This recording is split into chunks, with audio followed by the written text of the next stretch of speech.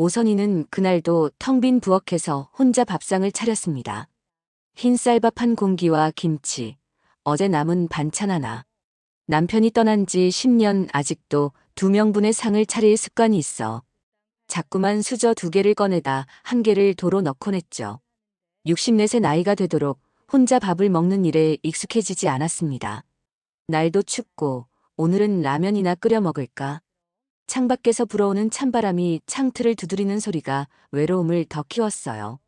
선희는 텔레비전을 켰습니다. 소리만 들려도 누군가 집에 있는 것 같아 덜 쓸쓸했거든요. 요양보호사로 일하던 시절엔 적어도 누군가의 손을 잡아줄 수 있었는데 퇴직 후에는 자신의 손을 잡아줄 사람조차 없었죠. 하윤아, 엄마야. 잘 지내니? 전화기를 들었지만 딸에게 전화를 걸지 않았어요. 병원에서 바쁘게 일하는 딸을 귀찮게 하고 싶지 않았습니다. 마지막 통화가 언제였더라? 1달 전? 아니면 2달 전이었나? 선희는 달력을 바라보았어요. 설날이 다가오고 있었지만 딸의 연락은 없었습니다. 냄비에 물을 올리고 라면을 꺼내며 선희는 문득 자신의 모습이 창문에 비친 것을 보았어요. 예전에 생기있던 모습은 온데간데 없이 늙어버린 여자가 서 있었죠. 남편이 살아있을 때는 함께 장을 보고 함께 요리하고 함께 밥을 먹었는데 지금은 그 모든 함께라는 단어가 그저 머나먼 추억일 뿐이었습니다. 여보, 나 많이 외로워. 라면이 끓는 동안 선희는 남편 사진이 놓인 장식장을 바라보았어요. 마지막 병상에서도 자신의 손을 꼭 잡아주던 남편. 그의 따뜻한 손길이 그리웠습니다. 밥상 앞에 앉아 라면을 먹으며 선희는 마음속으로 누군가와 대화를 나누는 상상을 했어요. 오늘 날씨 참 춥지? 내일은 좀 나아질까? 대답이 돌아오지 않는 질문들을 던지며 혼자서 웃음 짓기도 했죠. 가끔은 라디오를 틀어놓고 아나운서와 대화하는 척하기도 했습니다. 동네 할머니들은 노인정에라도 가라고 했지만 선희는 왠지 그곳에 가면 정말 늙어버리는 것 같아 발길이 내켜지 않았어요. 요양보호사로 일할 때 봤던 할머니들처럼 되는 게 두려웠는지도 모릅니다. 명절이 다가올수록 더욱 외로워졌어요. 텔레비전에서는 가족들의 행복한 모습만 나왔죠. 예전에는 딸 하윤이와 사위, 그리고 귀여운 손주들이 찾아왔지만 요즘은 바쁘다며 명절에도 오지 않았습니다. 혼자 밥 먹는 게 제일 서러워. 선희는 텔레비전을 끄고 창밖을 바라보았어요. 창문 너머로 보이는 이웃집의 밝은 불빛, 웃음소리, 그리고 정겨운 대화 소리가 마음을 더 아프게 했습니다. 세상에 혼자만 홀로 남겨진 것 같은 기분이 들었죠. 다음 날 아침 선희는 동네 무료급식소에 가기로 마음먹었어요. 적어도 거기에선 누군가와 함께 밥을 먹을 수 있으니까요. 누군가의 말소리라도 들을 수 있으니까. 무료급식소는 선희에게 작은 위안이 되었습니다. 비록 짧은 시간이지만 다른 사람들과 섞여 있으면 외로움이 조금은 덜했어요.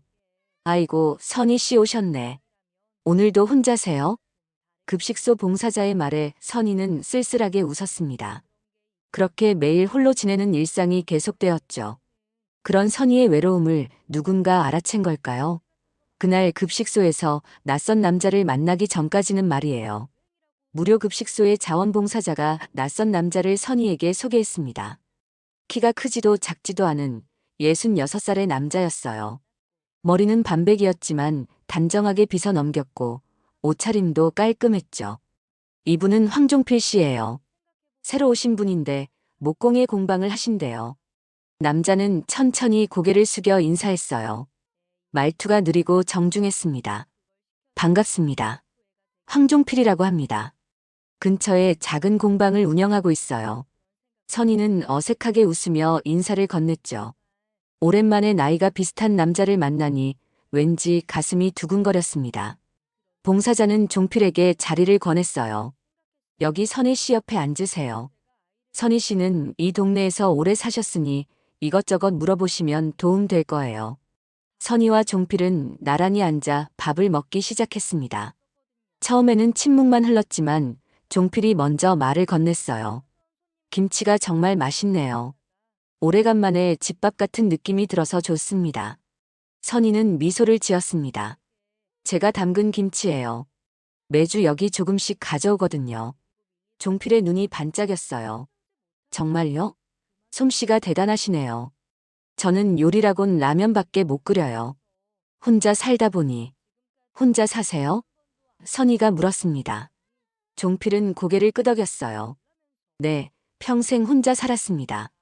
부모님은 일찍 돌아가셨고 결혼도 안 해봤어요. 그냥 외롭게 살아왔죠. 그 말에 선희의 마음에 뭔가 울림이 있었습니다.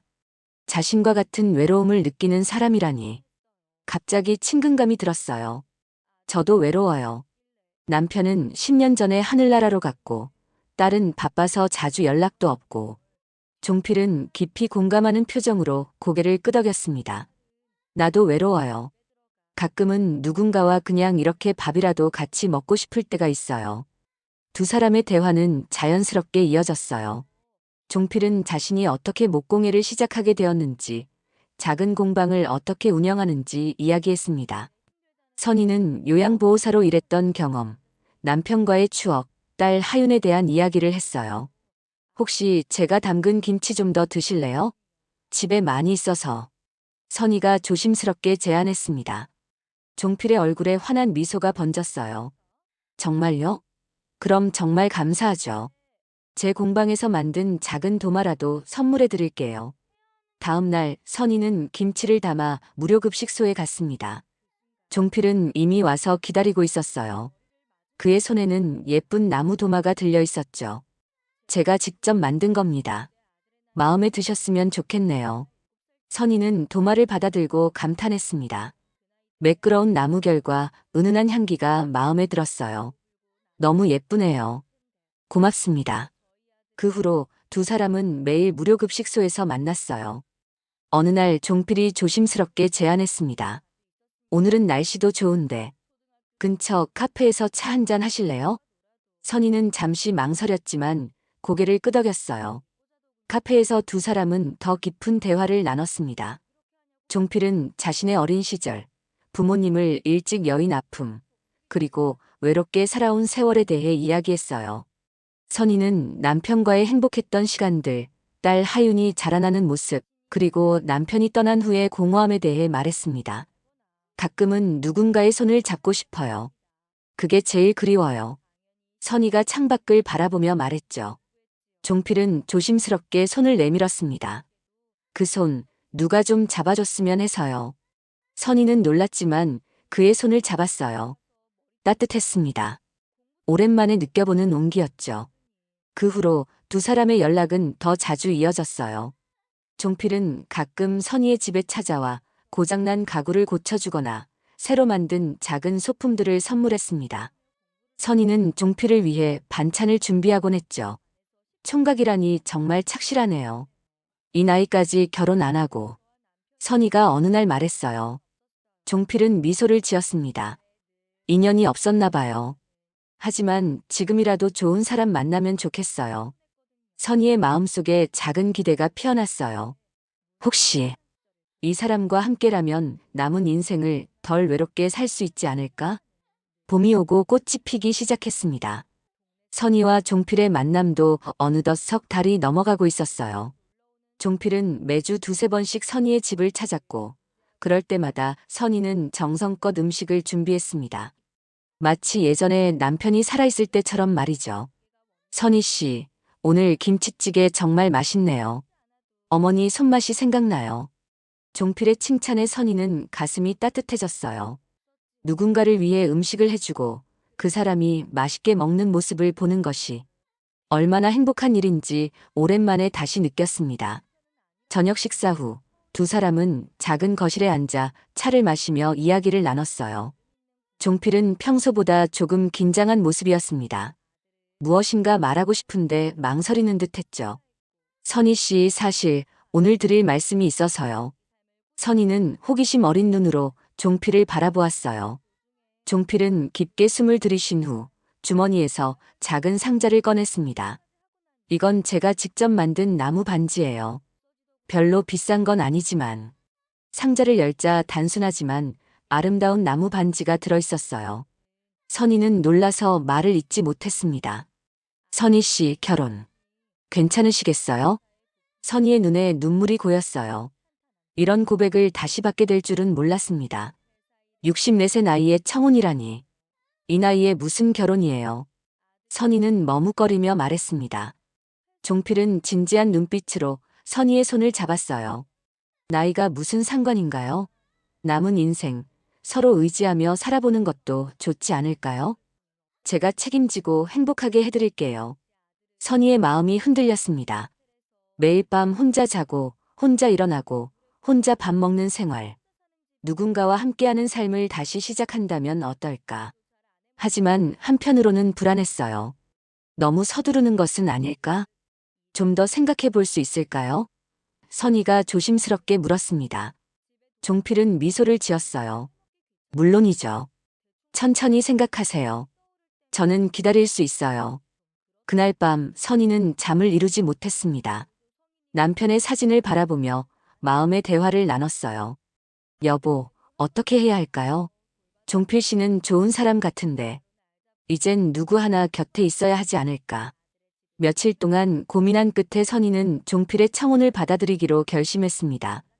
종필은 그 소식을 듣고 무척 기뻐했어요. 정말 감사합니다, 선희 씨. 후회하지 않게 해드릴게요. 두 사람은 큰 결혼식 대신 간단한 혼인신고를 하기로 했습니다. 선희는 딸 하윤에게 전화를 걸어 이 소식을 알렸어요. 엄마, 진짜요?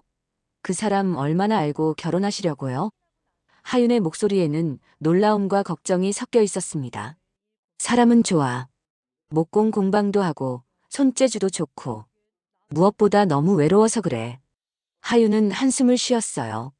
엄마, 결혼은 신중해야 해요. 그 사람에 대해 얼마나 알아요? 가족은요? 이전 결혼은 없었고요. 선희는 잠시 생각했습니다. 종필이 가족에 대해 자세히 이야기한 적은 없었어요.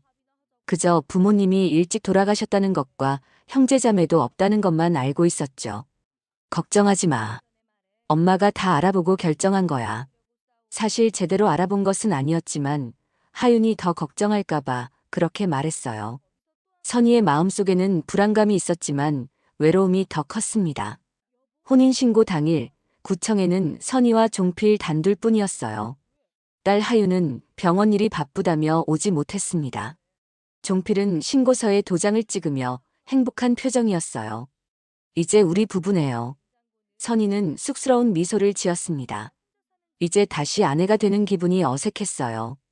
종필은 그날 저녁 근처 한 식당에서 작은 축하 식사를 했습니다.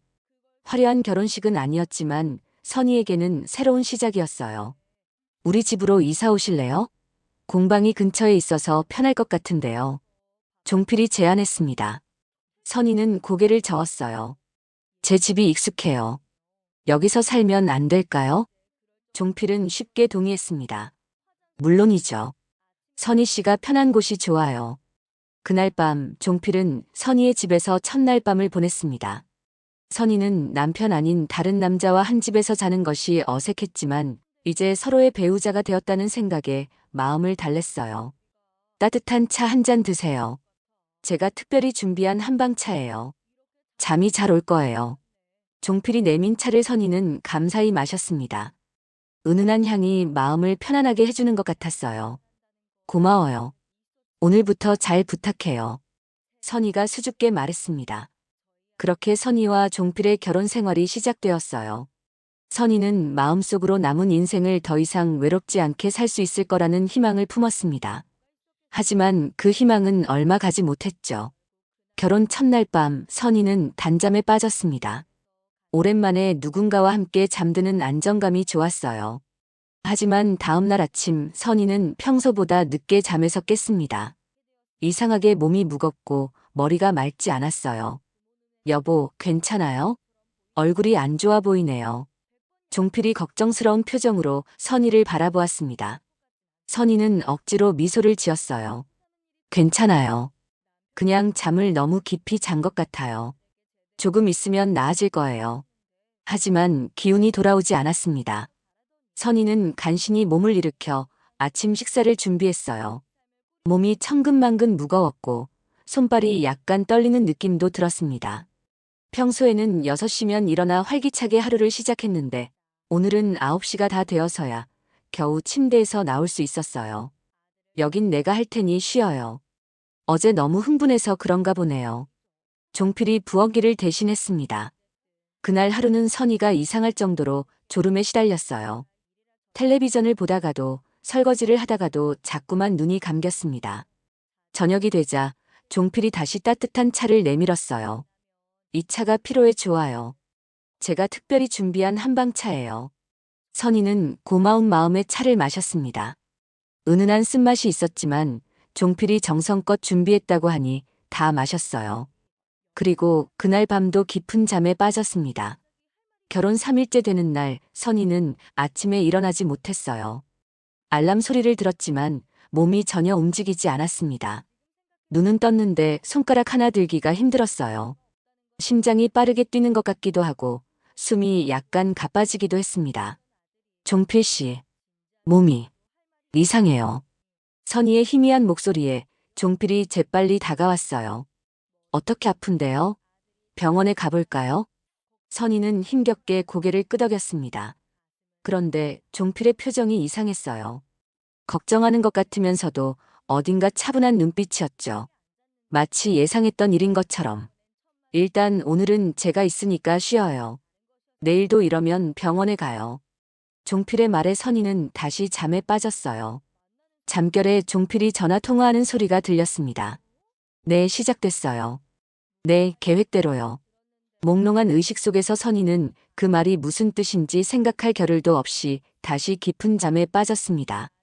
다음 날도 그 다음 날도 상황은 나아지지 않았어요. 선희는 아침마다 침대에서 일어날 수 없었습니다. 가끔 정신이 들 때면 종필이 옆에서 걱정하는 척하며 물과 음식을 먹여주었어요.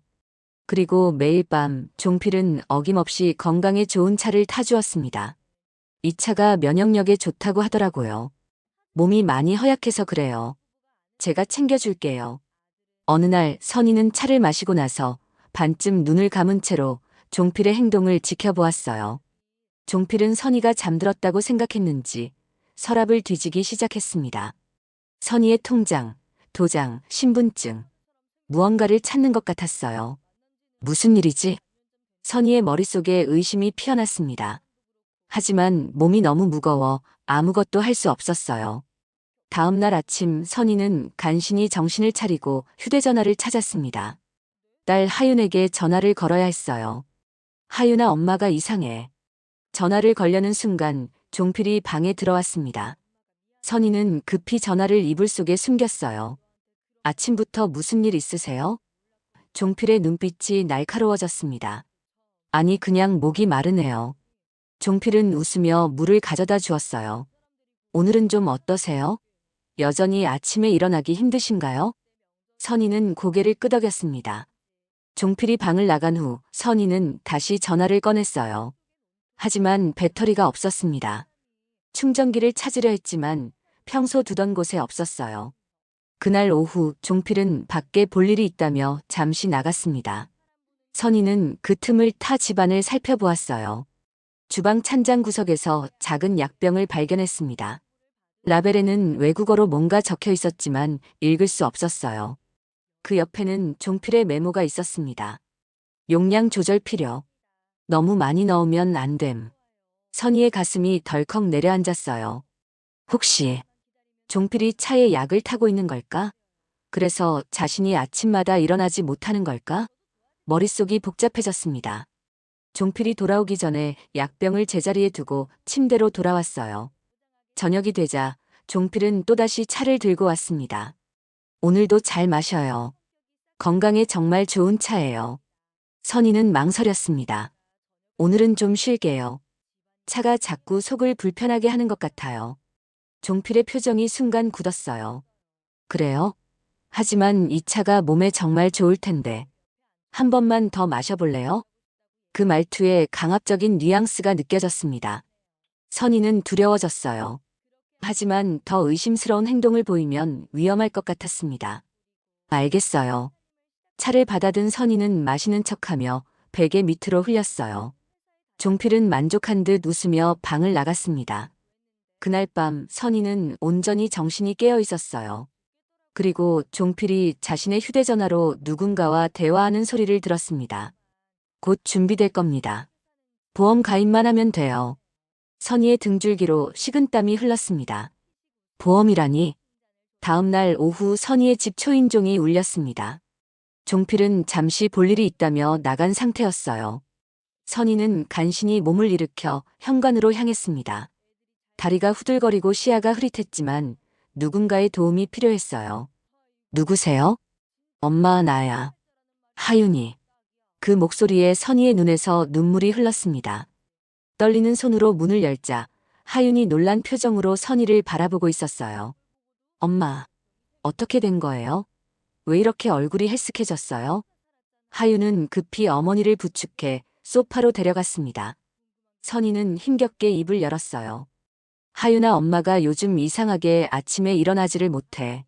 몸이 무겁고. 하윤은 엄마의 맥박을 재고 동공을 살폈습니다. 간호사인 하윤의 얼굴이 심각해졌어요. 엄마, 지금 증상이 이상해요. 혈압도 낮고 동공 반응도 느려요. 무슨 약 드셨어요? 선희는 종필이 매일 밤 주는 차에 대해 이야기했습니다. 그리고 주방에서 발견한 약병에 대해서도 말했어요. 하윤은 즉시 주방으로 가서 약병을 찾았습니다. 이거요? 하윤이 들고 온 약병을 보고 선희는 고개를 끄덕였어요.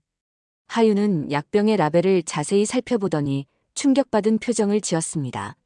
엄마, 이거 신경 안정제예요. 의사 처방 없이는 구할 수 없는 강한 약이에요. 선희의 얼굴이 창백해졌습니다. 그동안의 이상한 증상들이 모두 이 약 때문이었군요. 하윤은 휴대전화를 꺼내 사진을 찍었어요. 증거로 남겨둘게요. 근데 엄마, 갑자기 제가 왜 왔는지 아세요? 전화가 안 돼서 걱정돼서 온 거예요. 근데 집에 와보니 엄마가 이런 상태라니. 하윤은 흥분해서 말을 이었습니다. 그리고 결혼하신다고 했을 때 뭔가 이상해서 황종필이란 사람을 좀 알아봤어요. 병원 동료 남편이 경찰인데 부탁해서요. 선희는 긴장된 표정으로 하윤의 말을 기다렸어요. 엄마, 그 사람 총각 아니에요. 이미 2번이나 결혼했었던 사람이라고요.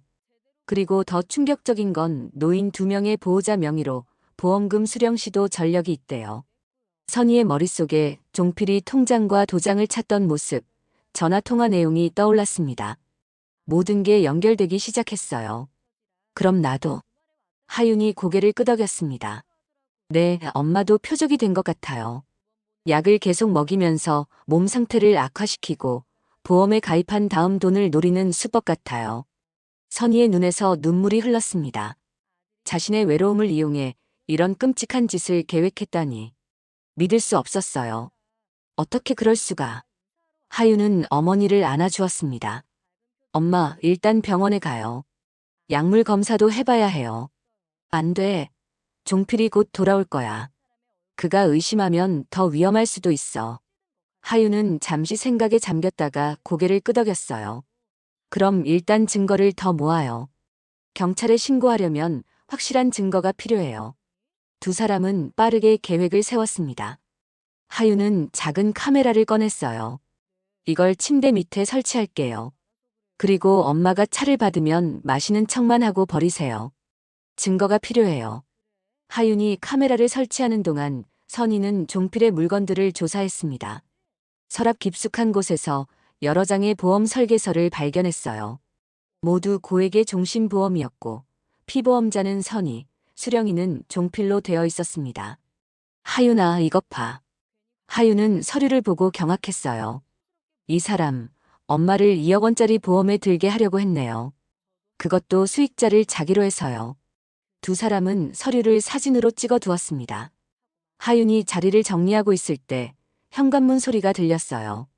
엄마, 종필이 온 것 같아요. 저는 부엌으로 숨을게요. 평소처럼 행동하세요. 선희는 급히 침대로 돌아가 누웠습니다. 심장이 미친 듯이 뛰었지만 침착하게 행동해야 했어요. 종필이 방에 들어왔습니다. 선희 씨, 어떠세요? 좀 나아지셨어요? 선희는 약해 보이는 척 희미하게 미소 지었습니다. 조금요. 아직 몸이 무거워요. 종필은 침대 옆에 앉아 선희의 손을 잡았어요. 그 손길이 이제는 소름 끼쳤지만 선희는 티를 내지 않았습니다. 선희 씨, 제가 좋은 소식이 있어요. 우리 앞으로 보험을 들려고 해요. 병원비도 나가고 노후 대비도 해야죠. 선희는 천천히 고개를 들었습니다. 보험이요? 종필은 서류 가방에서 보험 서류를 꺼냈어요. 네, 종신보험이에요. 2억 원짜리죠. 피보험자는 선희 씨, 수령이는 저로 해놨어요. 우리 부부니까 당연한 거죠. 그 뻔뻔한 말에 선희는 속으로 분노했지만 표정 관리를 했습니다. 지금은 제가 너무 아파서 나중에 볼게요. 종필의 표정이 약간 일그러졌어요. 빨리 해야 좋을 것 같은데. 사인만 하면 돼요. 우리 부부니까요. 내일 하면 안 될까요? 종필은 마지못해 고개를 끄덕였습니다. 그럼 내일 아침에 해요. 오늘은 또 차 드실래요? 건강에 좋은 거예요. 선희는 약한 목소리로 대답했어요. 네, 감사해요. 저녁이 되자 종필은 어김없이 차를 들고 왔습니다. 이제 선희는 그 차가 무엇인지 정확히 알고 있었어요. 하유는 아직 부엌에 숨어 있었고 침대 및 카메라는 모든 것을 녹화하고 있었습니다. 여기 있어요. 오늘은 좀 진하게 타봤어요. 빨리 나아야죠. 종필이 내민 차를 선희는 조심스럽게 받았어요. 이번에는 마시는 척하며 침대 옆으로 흘려야 했습니다. 종필이 지켜보고 있어 쉽지 않았어요. 선희는 최대한 자연스럽게 행동했어요. 고마워요. 오늘은 맛이 좀 더 쓰네요. 종필은 미소를 지었습니다. 약. 아니, 약초가 더 많이 들어가서 그래요. 효과가 좋을 거예요. 선희는 종필의 실수를 놓치지 않았어요. 약이라고 말했다가 급히 약초로 바꾼 것이 확실했습니다. 하지만 아무렇지 않은 척 고개를 끄덕였어요. 내일 보험 서류에 사인하는 거 꼭 해야 할까요? 저는 아직 잘 모르겠어요. 종필의 표정이 순간 딱딱하게 굳었다가 이내 부드러운 미소로 바뀌었습니다. 하지만 그 눈빛은 차갑게 빛났어요. 선희 씨, 우리는 이제 부부잖아요. 서로를 위한 거예요. 만약 선희 씨에게 무슨 일이 생기면 제가 책임져야 하고 저에게 무슨 일이 생기면 선희 씨가 받을 수 있게요. 선희는 천천히 고개를 끄덕였어요. 그렇군요. 근데 왜 수령인이 당신 이름으로만 되어 있죠? 이 질문에 종필은 잠시 당황한 듯 했습니다. 그건 일단 한 명만 해야 해서요. 나중에 선희 씨도 저를 피보험자로 한 보험에 들면 돼요. 완벽한 거짓말이었어요. 선희는 속으로 분노했지만 표정을 관리했습니다. 알겠어요. 내일 생각해 볼게요. 종필은 만족한 듯 웃으며 방을 나갔어요. 선희는 재빨리 차를 침대 옆에 숨겨두었습니다. 잠시 후 하윤이 조용히 방으로 들어왔어요. 엄마, 잘했어요. 녹화도 잘 되고 있어요. 하윤은 손가락으로 조용히 하라는 신호를 보냈습니다. 그리고 쪽지를 건넸어요. 그가 잠든 후 제가 그 차를 가지고 병원에 가서 성분 분석할게요. 경찰 친구도 데려올게요. 선희는 고개를 끄덕였습니다. 하윤은 다시 부엌으로 돌아갔어요. 선희는 침대에 누워 잠자는 척했습니다. 머릿속으론 온갖 생각이 떠올랐어요. 얼마나 어리석었던가. 외로움 때문에 낯선 남자를 믿고 결혼까지 했다니. 그것도 고작 석 달 만에.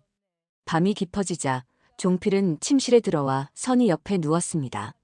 선희는 잠든 척하며 호흡을 일정하게 유지했어요. 종필이 완전히 잠들었는지 확인하기 위해 1시간 정도 기다린 후 선희는 조심스럽게 일어났습니다. 침대 밑에서 하윤에게 신호를 보냈어요. 하윤이 조용히 방으로 들어와 침대 옆에 있던 차를 가지고 나갔습니다. 그리고 작은 쪽지를 남겼어요. 곧 돌아올게요. 절대 서명하지 마세요. 선희는 다시 누워 잠자는 척했습니다. 하지만 잠은 오지 않았어요. 자신이 얼마나 위험한 상황에 처해 있는지 계속 생각했습니다. 만약 하윤이 오지 않았다면 어떻게 됐을까? 계속 약을 먹고 결국 보험금을 타내기 위한 희생양이 됐을까? 새벽 3시쯤 종필이 일어나 화장실로 향했어요. 돌아오는 길에 서랍을 살짝 열어보는 모습이 보였습니다. 무엇을 찾는 걸까? 선희는 눈을 감고 계속 잠자는 척했어요. 종필이 다시 잠든 후 선희는 조용히 일어나 서랍을 확인했습니다. 인감 도장과 통장이 들어있던 서랍이 살짝 열려 있었어요. 선희는 서랍 안을 살펴보았지만 다행히 도장과 통장은 그대로였습니다. 하윤이 오기 전에 이미 다른 곳으로 옮겨두었거든요. 아침이 밝았습니다. 종필은 일찍 일어나 부엌에서 무언가를 준비하는 소리가 들렸어요. 선희는 여전히 힘이 없는 척 침대에 누워 있었습니다. 하윤은 아직 돌아오지 않았어요. 걱정이 되기 시작했습니다. 종필이 방에 들어왔어요. 손에는 보험 서류와 펜이 들려 있었습니다. 선희 씨, 일어나셨어요? 오늘은 좀 어때요? 선희는 희미하게 미소 지었어요. 아직 몸이 무거워요. 종필은 침대 옆에 앉아 서류를 펼쳤습니다. 이왕 깨어 있으니 서류 작성부터 할까요? 사인만 하면 돼요. 우리 부부니까요. 선희는 망설이는 척 했어요. 지금은 손이 너무 떨려서. 종필의 표정이 점점 굳어졌습니다. 그냥 사인만 하면 돼요. 제가 도와드릴게요. 그 순간 초인종 소리가 들렸어요.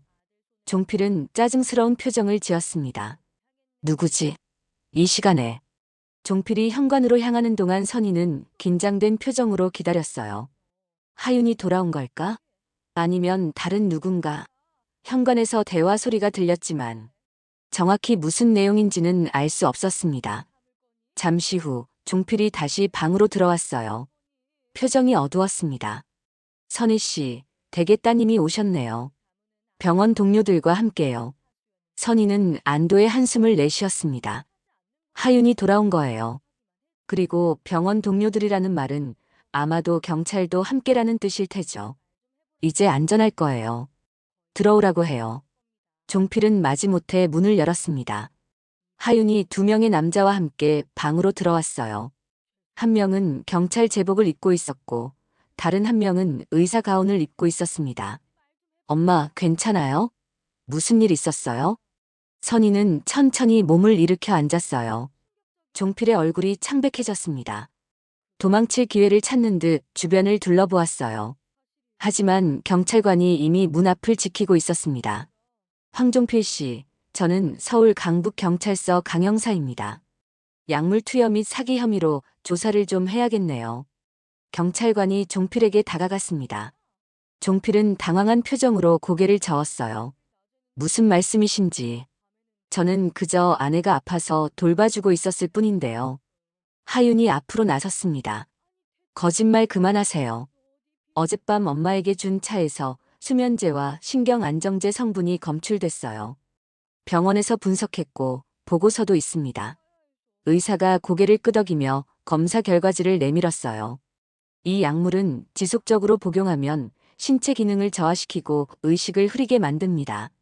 선희 씨의 혈액 검사에서도 같은 성분이 검출됐습니다. 종필의 얼굴이 하얗게 변했어요.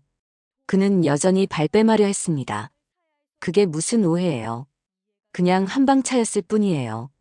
하윤은 노트북을 꺼내 침대 밑에 설치했던 카메라에서 녹화된 영상을 보여주었습니다. 영상에는 종필이 새벽에 선희의 방에 들어와 차에 약물을 타는 장면이 선명하게 찍혀 있었어요. 이것도 오해라고 하실 건가요? 종필은 말문이 막혔습니다. 그는 도망치려 했지만 경찰이 재빨리 그를 붙잡았어요. 황종필 씨, 체포합니다. 묵비권을 행사할 수 있으며. 경찰은 종필에게 수갑을 채웠습니다. 종필은 분노와 당혹감이 뒤섞인 표정으로 선희를 노려보았어요. 이럴 수는 없어. 내가 얼마나 잘해줬는데. 선희는 힘겹게 일어나 종필 앞에 섰습니다. 이제 두려움은 사라지고 분노만 남아있었어요. 당신이 잘해준 게 뭐죠? 날 속이고 약 먹이고 내 돈 노린 거요? 당신 같은 사람은 세상에 없어야 해. 선희의 목소리가 떨렸습니다. 오랜만에 느끼는 강한 감정이었어요. 하윤이 어머니를 부축했습니다. 엄마, 이제 괜찮아요. 모든 증거가 있어요. 경찰은 종필을 데리고 나갔습니다. 의사는 선희에게 다가와 상태를 체크했어요. 약물 효과가 완전히 사라지려면 며칠 걸릴 거예요. 하지만 지속적으로 복용한 기간이 짧아서 다행이네요. 영구적인 손상은 없을 겁니다. 선희는 안도의 한숨을 내쉬었어요. 하윤이 어머니를 꼭 안아주었습니다. 엄마, 정말 걱정했어요. 제가 와보길 잘한 것 같아요. 선희는 딸의 등을 토닥였습니다. 하윤아, 고마워. 내가 아니었으면 정말 큰일 날 뻔했어. 다음 날 경찰서에서 선희와 하윤은 종필에 대한 추가 조사 결과를 들었어요. 종필은 이전에도 2번이나 같은 수법으로 노인들을 속여 재산을 갈취하려 했던 전력이 있었습니다. 한 명은 보험금을 타내기 위해 약물을 계속 투여하다 피해자가 쓰러져 병원에 실려간 케이스였고, 다른 한 명은 다행히 가족이 일찍 눈치채서 큰 피해는 없었어요. 그리고 이 사람, 총각이 아니라 이혼 2번 한 경력이 있습니다. 전 부인들도 재산 문제로 이혼했다고 진술했어요. 선희는 자신이 얼마나 쉽게 속았는지 깨달았습니다. 외로움이 만든 허점을 종필이 교묘하게 파고든 거였어요. 그 사람이 처음 말했던 내용은 다 거짓말이었군요. 경찰은 고개를 끄덕였습니다. 네, 목공의 공방도 사실은 임대해서 전시용으로만 사용했고, 실제로는 이런 범행을 위한 위장이었던 것 같습니다. 집으로 돌아오는 길 선희와 하윤은 오랜만에 마음 편히 대화를 나눴어요. 엄마, 이제 우리 집에서 좀 지내세요. 제가 돌봐드릴게요. 선희는 잠시 생각하다 고개를 끄덕였습니다. 그래, 잠시 내 집에서 지낼게. 이 집에 있으면 계속 그 악몽이 생각날 것 같아. 하윤의 집으로 이사한 선희는 천천히 회복되기 시작했어요. 약물의 효과가 사라지면서 체력도 돌아왔고, 아침에 일어나는 것도 점점 쉬워졌습니다. 하지만 마음의 상처는 쉽게 아물지 않았어요. 어느 날 하윤이 제안했습니다. 엄마, 요양원에서 자원봉사자를 모집한대요. 엄마처럼 요양보호사 경험 있으신 분들이 필요하대요. 한번 해보실래요?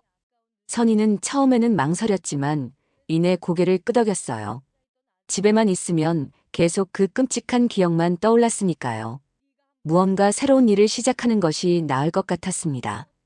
다음 주부터 선희는 주 3번 근처 요양원에서 자원봉사를 시작했어요. 자신의 경험을 살려 노인들의 말벗이 되어주고 간단한 치료도 도왔습니다. 오히려 자신보다 더 힘든 상황에 있는 노인들을 보며 위안을 얻기도 했어요. 법원에서 종필의 재판이 시작되었습니다. 선희는 직접 증인으로 출석했어요. 법정에서 종필을 다시 마주하는 것은 두려웠지만 용기를 내어 모든 진실을 증언했습니다. 그는 처음부터 계획적으로 접근했어요. 제 외로움을 이용해 신뢰를 얻었고, 결혼 후에는 약물을 타서 저를 무력화시켰습니다. 그리고 보험금을 노렸죠. 판사는 모든 증거를 검토한 후 종필에게 실형을 선고했어요. 노인 대상 재산 편취 및 약물 투여 혐의로 7년형이었습니다. 선희에게 있어 그 판결은 하나의 종결이었어요. 이제 정말 새로운 시작을 할 수 있게 되었습니다. 어느 날 요양원 원장이 선희에게 제안했어요. 선희 씨, 경험도 많으시고 어르신들이 선희 씨를 정말 좋아하세요. 우리 요양원에서 정식으로 일해보시는 건 어떨까요? 시간제로요. 선희는 기쁘게 수락했습니다. 64세 나이에 다시 일을 시작한다는 것은 부담스럽기도 했지만 보람찼어요. 무엇보다 혼자 있는 시간이 줄어들어 좋았습니다.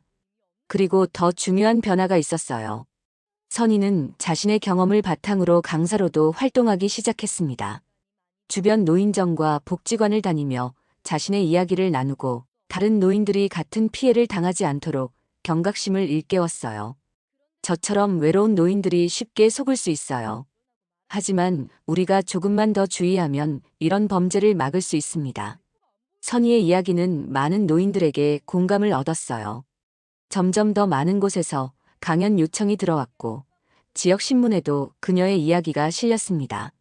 침대 및 카메라가 찍은 증거가 진실을 밝히고 선희의 인생에 새로운 장을 열어준 셈이었어요. 1년이 흘렀습니다. 선희의 삶은 완전히 달라졌어요. 예전에 외롭고 무기력했던 모습은 온데간데 없이 사라졌고 이제는 매일 아침 일찍 일어나 하루를 활기차게 시작했습니다. 엄마, 오늘도 일찍 일어나셨네요. 하윤이 주방에서 커피를 마시고 있는 선희에게 말했어요. 선희는 환하게 웃으며 고개를 끄덕였습니다. 오늘은 합창단 연습이 있어. 내가 첫 번째 파트를 맡았거든. 선희는 이제 지역 노인 합창단에서 활동하고 있었어요.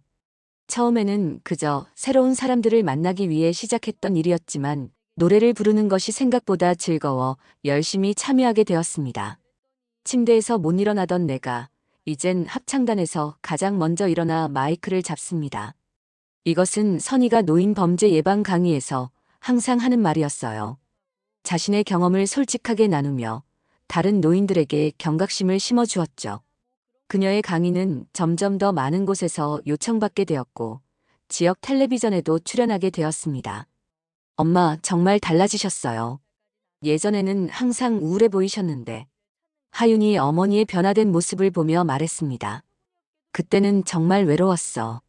내 아빠가 떠난 후로 삶의 의미를 못 찾았었지. 그래서 종필이라는 사람이 접근했을 때 쉽게 넘어간 것 같아. 하윤은 어머니 옆에 앉았습니다. 그때는 정말 무서웠어요. 엄마가 그런 일을 당하다니. 선희는 딸의 손을 잡았어요.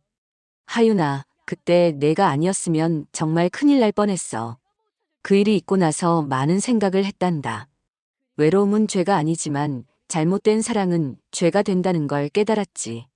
그 말은 선희가 강연에서도 자주 하는 말이었습니다.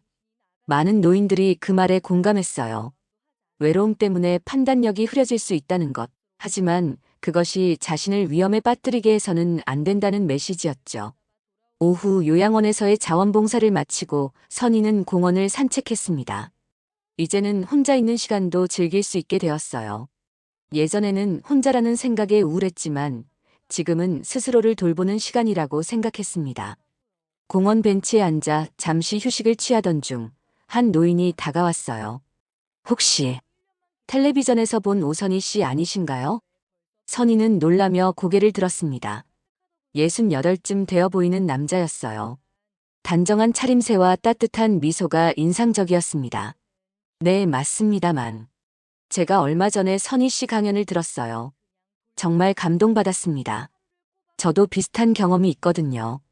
그 남자, 김영수 씨는 자신도 큰일을 당할 뻔했던 경험을 나누었어요. 선희의 강연을 듣고 용기를 내어 신고했다고 했습니다. 두 사람은 비슷한 경험에 대해 이야기를 나누었고 서로의 이야기에 공감했어요. 혹시 시간 되시면 커피라도 한 잔 하실래요? 선희는 잠시 망설였습니다. 종필 사건 이후로 새로운 만남에 경계심이 생겼거든요. 하지만 이번에는 달랐습니다. 영수 씨는 자신의 가족 사진을 보여주며 자녀들과 손주들에 대해 자랑스럽게 이야기했어요. 그리고 자신이 은퇴한 교사라는 것도 알려주었습니다. 커피는 좋지만 제가 한 가지 조건이 있어요. 선희가 말했어요. 네, 말씀해보세요. 제 딸이 함께 가도 될까요? 아직은 혼자 새로운 사람을 만나는 게 조금 두려워서요. 영수 씨는 이해한다는 듯 웃으며 고개를 끄덕였습니다. 당연하죠. 오히려 그게 더 안전하고 현명한 방법이라고 생각해요. 그렇게 선희는 조심스럽게 새로운 친구를 만들기 시작했어요. 이번에는 서두르지 않았습니다. 천천히 그리고 신중하게 상대방을 알아가는 시간을 가졌죠. 몇 개월 후 선희의 강연이 전국적으로 알려지게 되었어요. 노인을 대상으로 큰 도움이 된다고 판단하여 전국 순회 강연을 제안받게 되었습니다. 선희 씨의 경험담이 많은 노인분들에게 경각심을 줄 수 있을 것 같습니다. 함께 노인 범죄 예방 캠페인을 진행해보면 어떨까요?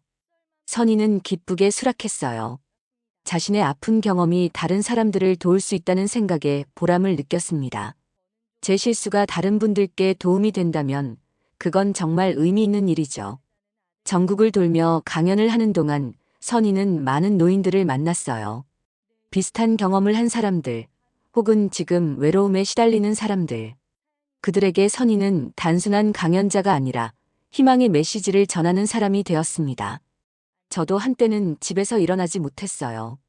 하지만 지금은 매일 아침 가장 먼저 일어나 하루를 시작합니다. 외로움은 우리를 약하게 만들 수 있지만 그것을 이겨내면 더 강해질 수 있어요.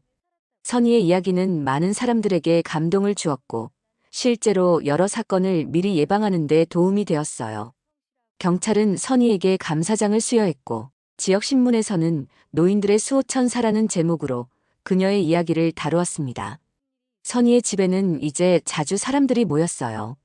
딸 하윤과 손주들, 요양원 동료들, 합창단 친구들, 그리고 새로 사귄 친구 영수까지.